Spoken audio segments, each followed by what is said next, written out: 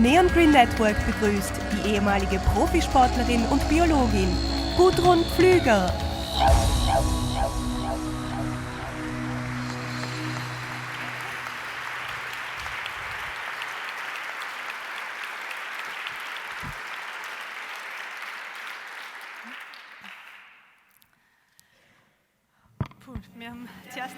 Well, we discussed about this, how to jump from downtown Vienna into the wilderness, to the wolves, to the farthest reaches of nature. Well, thinking about the things that went wrong in my life this morning. This morning my car went backwards and actually the steering wheel was blocked, and I hope that AAA managed to salvage my car by now. Then where I spent the night, there wasn't any working heating system, so I thought I would wear my nicest dress I have. I just washed it last night, and I found out, oops, I hadn't been wearing it for a long time. So anyway, the dress was wet, and the heating system didn't work, and so now I'm here after all these problems, and thank you for being here. Thank you for the invitation. Everything's fine now.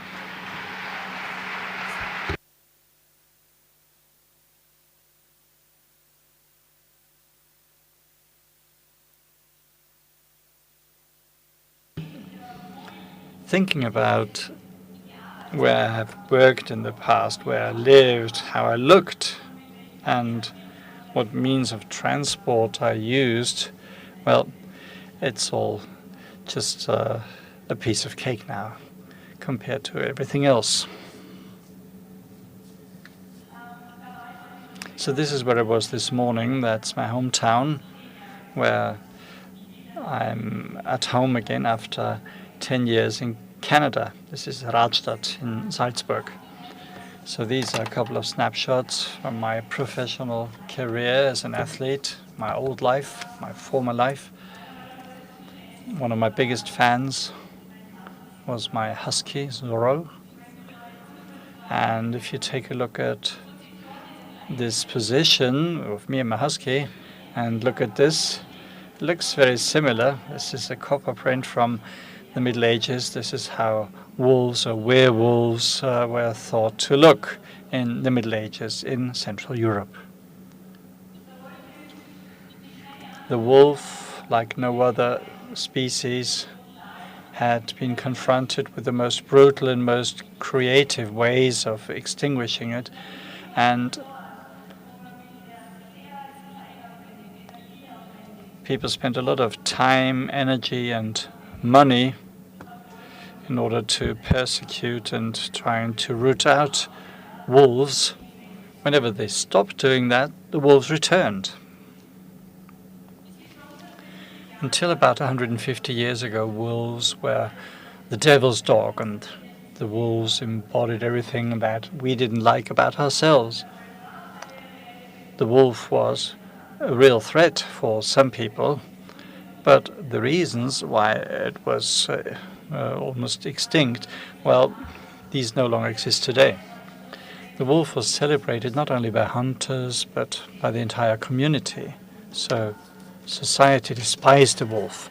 Anyway, fortunately, we developed further, and when I talk about wolves, well, it's a symbol. Of course, a lot of other animals, but also scenarios and situations can replace the word wolf, depending on what environment, what background you come from. I hardly dare say it, but I want to say it, that I see a lot of parallels, how we deal with the return of the wolves to our forests and the way we react to refugees. I had to say that. Fortunately, the image of the wolf has changed, and the wolf has become sexy. When I was in Canada, me and my research colleagues noticed that whenever people saw, you work with wolves, and they said, wow, the wolf is a sexy species, they told us. So it moves us It's an emotional icon, and you can also use it for advertising. Welcome to the pack. After 10 years of working as a top athlete, this is the same as being very egocentric, because as a top athlete, you just need to devote the entire day to yourself and to optimizing your own body, your performance. And after 10 years of doing that, of course, I had missed a lot of things. I had missed out on a lot of things. I had studied biology in Salzburg, and little by little, my interest shifted from being a top athlete onto biology and environmental protection. And I heard about a wolf research project in the Rocky Mountains. I called them and I said, hey, I'm very enduring. I love snow. I don't mind the cold and the winter. They said, great, you can follow the wolves. Actually, I just wanted to stay for 6 months, but I wound up staying for 10 years. I was in different landscapes and was confronted with different cultures. But anyway, that's my life in Canada on my skis with this completely new capacity of running after wolves. So this is my favorite picture, of course. A whole pack of wolves on a cross-country track. That's not the only reason why I'm showing you this picture. This picture embodies the reason why wolves are a success story in the evolution. And when I'm talking about wolves, that's not true. Actually, wolves are incredibly efficient, and they can redesign their habitat through their presence or their absence. That's a pack of wolves, and a pack is like a family. They're all related to each other, and if you take a look at those wolves here, they're just a few steps away from the edge of the forest, and all of a sudden they're on this packed snow of the cross-country skiing track. It's open, it smells of sweat, I guess, and they all become individuals, because wolves have personalities and they have different strengths, and within this pack, within the family, these strengths and these differences are highly valued and appreciated. I spent a lot of time in the rainforest in Canada.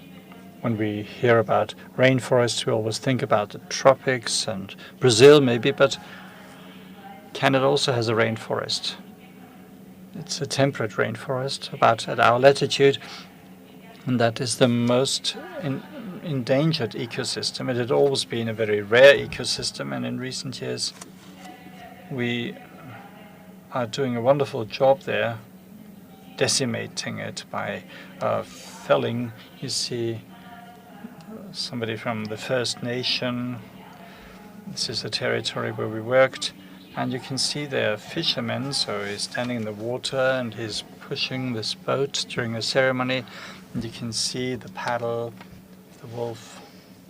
There's a wolf on the paddle. Talking about wolves, I had not only seen the wilderness, but also the destruction of this wilderness. Huge swathes of forests were felled, even from satellite, from NASA satellites. You can see that large areas were cut down. And this is how the planet looks when we think that we need to deplete the planet of its resources. This valley is the richest, or used to be the richest ecosystem, where there was more biomass, more than in tropical forests. So all of this was felled. The thin layer of soil is washed out very quickly, falls victim to erosion, and within just a few years it looks like in former Yugoslavia, where all the trees were cut down as well. So this really hurts. There's nothing you can do about this landscape anymore. You can't salvage it. And I've seen entire forests being taken out of their home. Huge old trees had been felled and then cut up.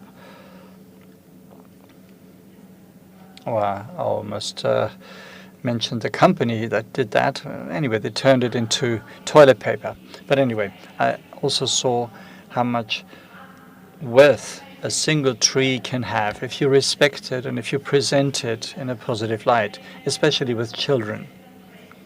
This is a Western grey cedar, and the First Nation people came to Cologne, Germany, with this tree trunk, and they just made a totem pole out of it, and the children were enthusiastic. They were in raves about it, and they told them about the stories of the tree. And for the children, it was certainly a wonderful event, a sustainable event. One tree. The wilderness, also wolves. Well, in English,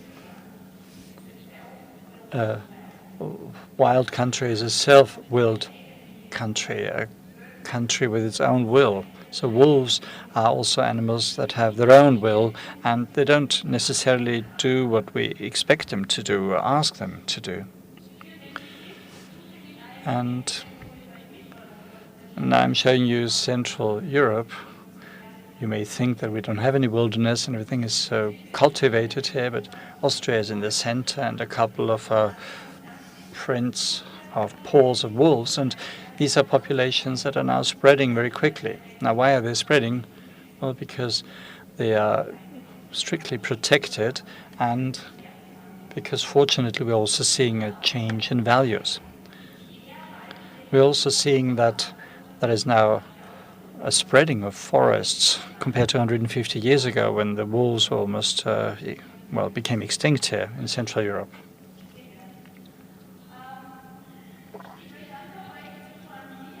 I would like to animate you to do away with prefabricated opinions, prejudice, or your beliefs. Maybe you should rethink those convictions. Maybe they're not wrong. So the wolves don't know any borders. They don't think in terms of borders. So these are populations that are spreading now. Let's do a little thought experiment. This is the radius, how they might spread. We don't know in which direction they will be going. A radius of 250 kilometers. So that's a distance that a wolf covers within 3 days. And they do. You see that a lot of Central Europe is already covered by that. 500-kilometer radius, well, not a problem for a wolf. And we have some wolves. We have seen them with radio collars that had wandered for 1,500 kilometers all the way to Belarus, and then, well, they were lost there somewhere. But what you need to remember is that we are a country where we can expect to see wolves. And those who lean back and are saying, well, I'm sorry, well, it's nice, but unfortunately they no longer have the habitat. Well, the wolf doesn't need any wilderness, it just needs tolerance. And we've seen this time and again in many different projects where I worked. It was not so much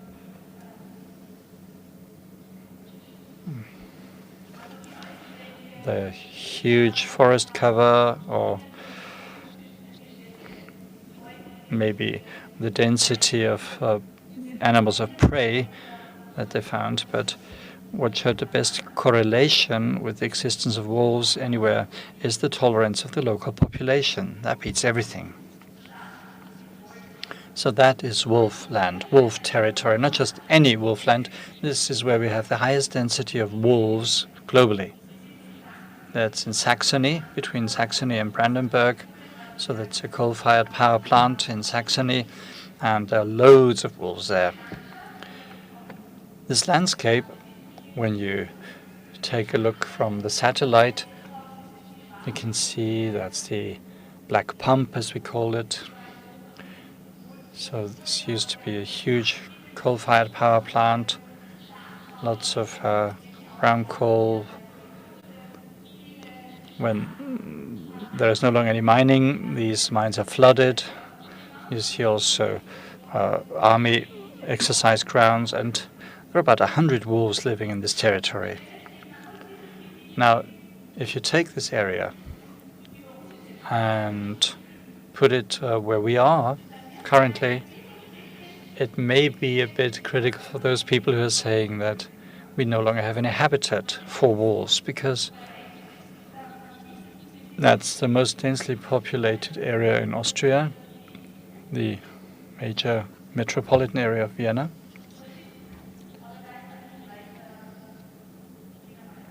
So that is very close to the Vienna woods.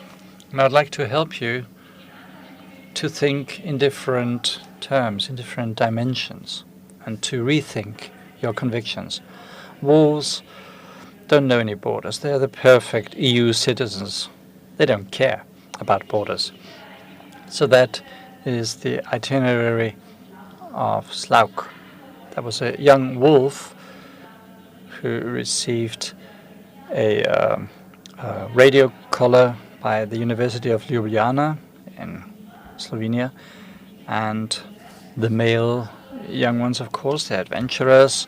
So he started to migrate, and within 3 months he came from Croatia across Slovenia. Then in Klagenfurt he couldn't make any headway. There was a lot going on there, so he thought, well, I couldn't go west, so he would go through the green province of Styria, then to Salzburg, the Lunga region. So it was the winter there. That was 3 years ago, where in the north of the Alps there's a lot of snow. He got stuck in the snow, so he decided to go back to Carinthia, all the way across East Tyrol, and then all the way down to Verona. And there he found his sweet lady, and the Italian media called her Giulietta. So he's still there, and he founded his own pack there. So within just 3 months, he crossed lots of borders. Self-willed land. We believe that we get everything under control, but this says strictly no howling at wolves. Well, it makes them very nervous, and they will not howl back. But conversely, the First Nation people, the Indians, well, we had a team member called the Lone Wolf, and it was interesting because the word wolf and ancestor and brother, he used those terms interchangeably. They were all one for him. And once he told me, like our elders say, a wolf won't show itself unless it is trying to tell us something. So you can only see a wolf when he wants to tell you something. Now, when you live with the first people, and when you live in such untouched wild landscapes, you just become very sensitive. And you start believing in both worlds. As a scientist, of course, you're trained one way, but you also believe that the knowledge of Diham is just as justified. And this mindfulness that those people have for everything around them is phenomenal. In North America, we use TEC, traditional ecological knowledge. And this ecological knowledge is only passed on through oral traditions by the First Nation people. And this is absorbed in the other kind of science that we have to offer. But this sentence has taken on a completely different meaning for me, because I was about, I had been in the wilderness for 5 years, and I was prepared for everything. I had already had a lot of guardian angels. I fell into frozen rivers where the ice cracked, and I was flushed away, and I had car crashes in really remote areas where nobody could rescue you. And I thought, I am now well acquainted with the wilderness, and I always expect the unexpected.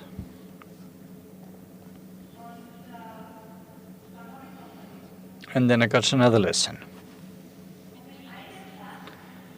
And all of a sudden, my life actually crumbled into pieces. And the sentence I heard was, "Gudrun, this is an aggressive brain tumor." I was 33 years old, and actually I had everything I wanted. I had incredible experiences in Canada, in many different parts of the country, and then all of a sudden this diagnosis came along.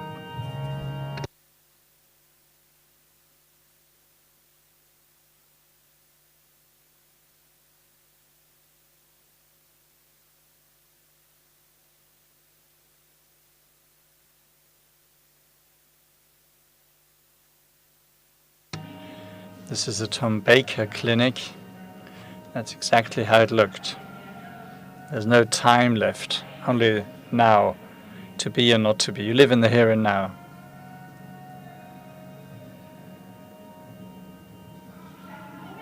I got flowers from people I had never seen before or after.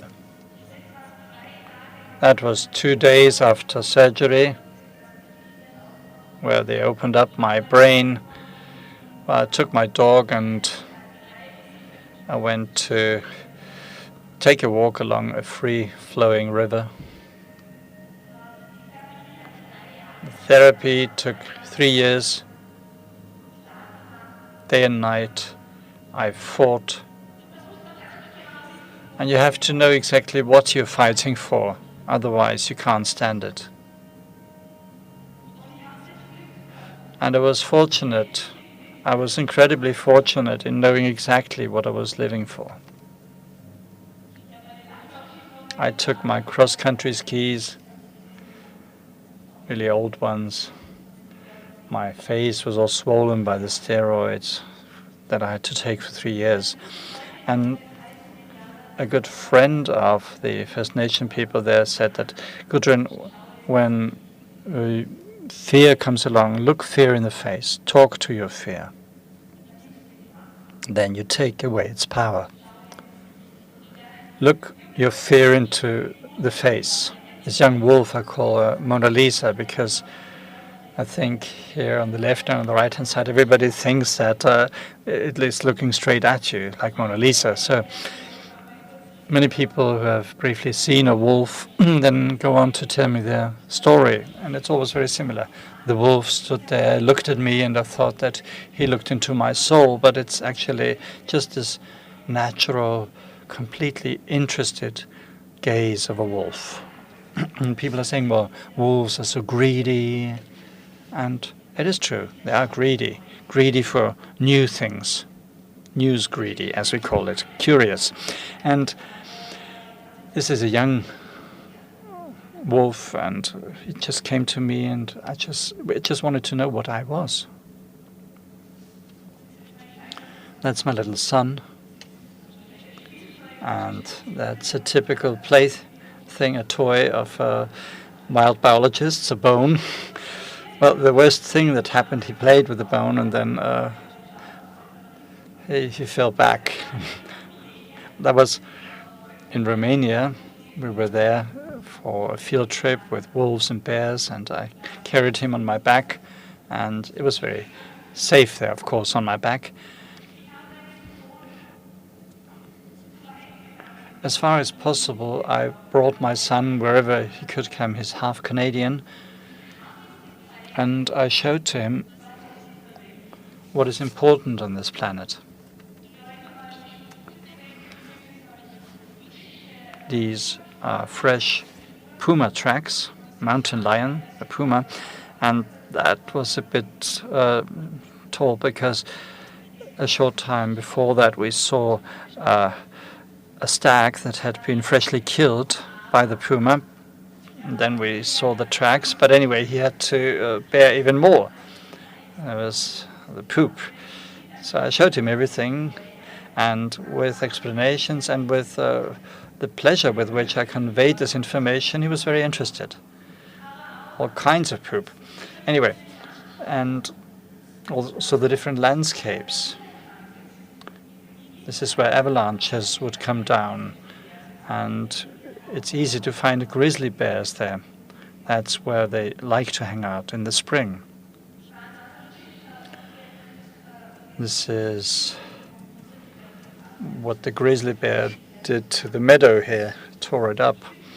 So I'm very pleased that he was able to experience all that. I don't know where his path will take him, but maybe some of these experiences will stay with him, and that would be great. This, where he always had to smell everything, experience everything firsthand, and I believe that he managed to experience these things with all of his senses. That was in the high Tatra mountains, where he showed us, this is a bear marking tree. So he was like a little teacher. Children are very open to becoming teachers. When you cross the paths of wild animals out there in wilderness, of course, you are responsible for every step that you take. You cannot simply hope that you can catch somebody on the cell phone, and the cell phone never works in the forest anyway, and you can't hope for there to be a road or a street where you can get some help. And you learn to know your own limits. I regularly crossed my limits, and with hindsight, I knew why. And while I was a professional athlete, you always think that, no, that's the end, I cannot go on. I have already invested all my strength. And that's when it starts, after that limit is crossed. That's me with my research assistant. She built bridges for me. Dogs, well, actually it's a half wolf. They have such fine senses that really broadens your horizon. And on the same path was a really big grizzly bear. We call them Baba. Well, you get used to them because you're always very, very attentive, very mindful. And by always paying good attention, and that's very interesting because it is only very recently that neurologists found out that is mindfulness, that is called also yoga and meditation. If you are mindful, you can store several pictures per second, so you have more memories. And if you call them back, then you can call up more. And thus, time tends to become extended. Are you prepared? So are you prepared to avoid a bear attack? Are you prepared if anything is coming your way, something unexpected? Are you ready? Are you prepared for something that happens all of a sudden? Are we flexible enough to react to change? Are we flexible enough to change our attitudes, our values, our preferences that are sometimes like cast in stone? Or do we run?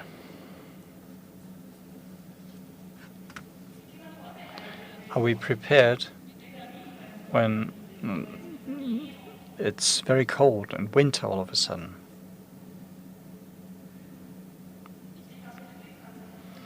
I was fortunate that I was prepared. And this is something I would like to share with you because this was a scene where I didn't really contribute a lot except for being there.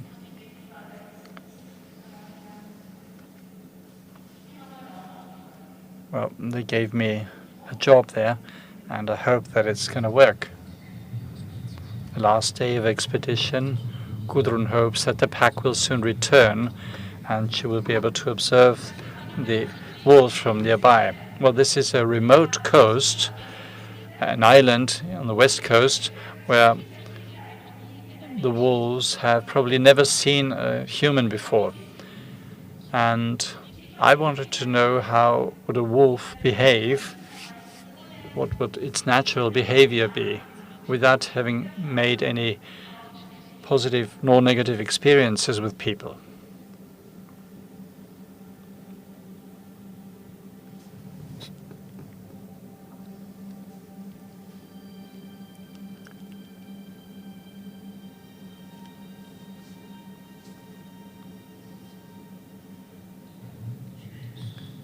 then the incredible happens.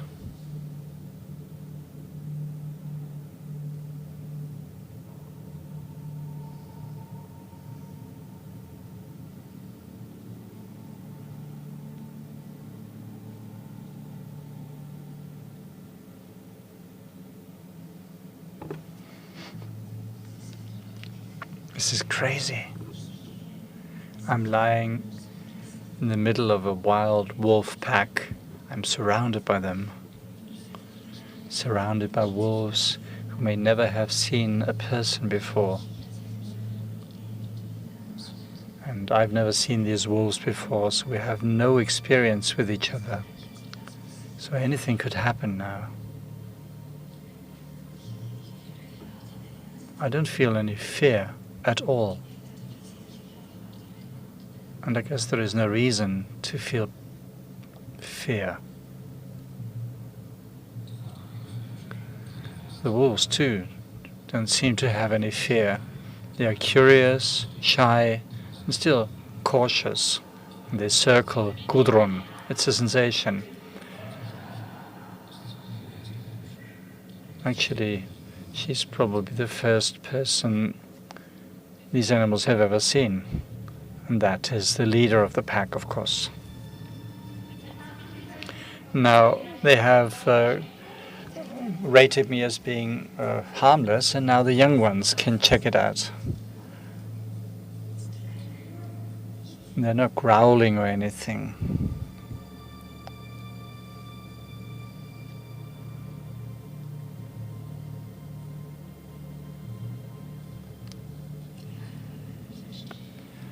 The alpha wolf is standing in front of me, but there is no sign of aggression at all. Not the least sign of aggression.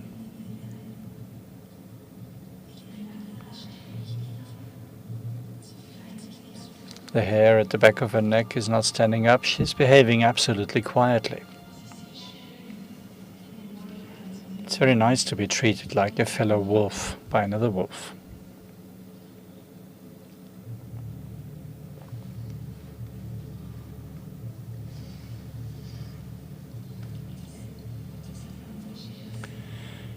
Is there anything more harmonious than to share this primordial experience with wild wolves?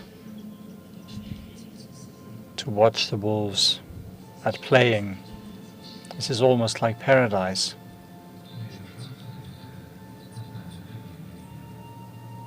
Well, the black pup has found its family again.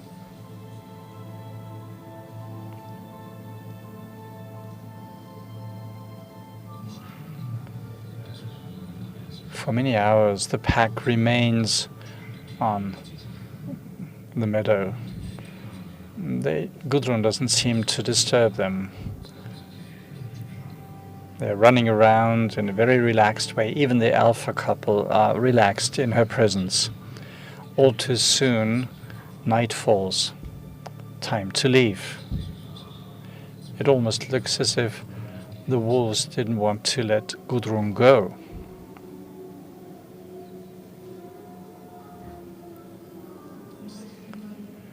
Howling wolves, that's for me the most beautiful music in nature.